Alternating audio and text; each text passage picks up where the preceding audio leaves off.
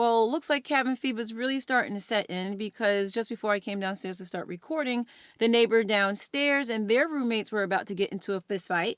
And in Chino, a city that's about 30 minutes from where I live in Ontario, there is a 17% increase in domestic violence calls. So now the governor wants everyone to be wearing masks when they go outside, and the gloves. My gloves are upstairs. That's not good. They're not here. They're upstairs. Oh. Welcome back to my channel. If you're new, I'm Tanisa, and today's just a real quick video to give you an update about the lockdown here in California. I know I drive for Uber Eats, but because from what I understand, is going to get really critical for the next couple of weeks, I'm just going to stop. I'm not going to go out and do any more deliveries. I'm going to stay at home. They placed a stay at home order up until April 19th, which is a full month. We started in March 19th, and I'm just going to keep myself safe. It's just not worth it. Now, I know when they passed the stay-at-home order, the governor and the mayor was really encouraging people to order food instead of going outside to get food. So there was work, and I was really happy and grateful for the fact that there was work with Uber Eats. As a matter of fact, I normally go down to Los Angeles area to work. I live in Ontario in California, and the work is just not as, the orders don't come in as much like it does down in Los Angeles. So I stay with my sister usually about 4 to 5 days. This past week, I busted my ass working so I can scrape together April's rent. I have a roommate now, so that also has helped. But even still, just going out there, risk getting exposed, going to different restaurants and seeing the different people. And I don't want to risk getting my sister and her roommate sick. And I don't want to risk getting my roommate sick. And of course, I don't want to risk getting myself sick. So I am stopping Uber Eats until further notice. Now, here's a big concern. The money part. So they just passed the stimulus package where qualifying adults can get up to $1,200, which is not much, especially in California or places in New York where it's so damn expensive, but it's something. But the biggest issue was independent contractors, self-employed people, people who drive for Uber and Lyft, Instacart, Amazon Flex, can't qualify for unemployment insurance. But now they can. And I just filed yesterday. Happy about that.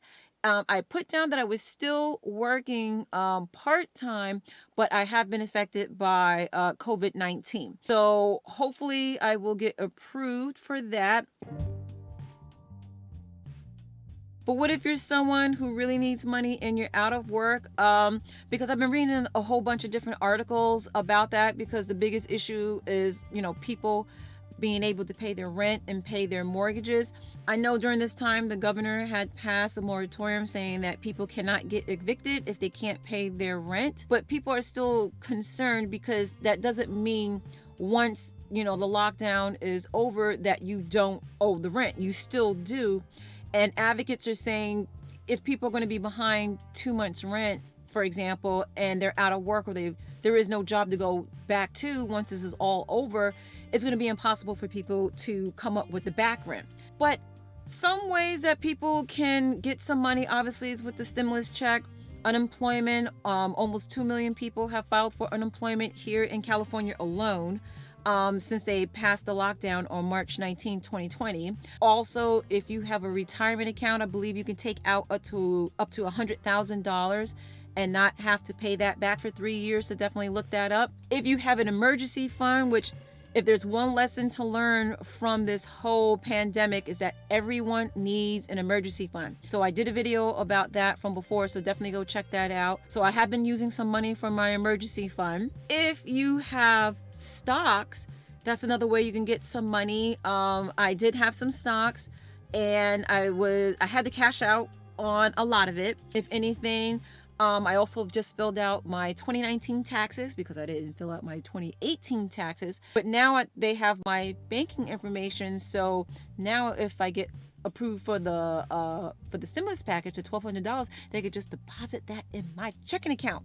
And another way you can get some money, which has just been passed also, which is all the talks right now on the news at the time of this video, is the SBA economic relief loan, or I believe it's a grant. You can get up to $10,000. So if you are a sole proprietor, you're independent contractor. So if you drive for Uber and Lyft, technically you are an independent contractor. So I do this full time. And I do have an EIN number, a business account number. So I applied for that. Let's see what happens. If I get approved, I can possibly get up to $10,000. If I do get approved for that, I will not get a stimulus check. You cannot get both, but I'll take either one, even though the $10,000 will be a lot more than $1,200. But those are a few ways you can try to scrape together some money if you need it.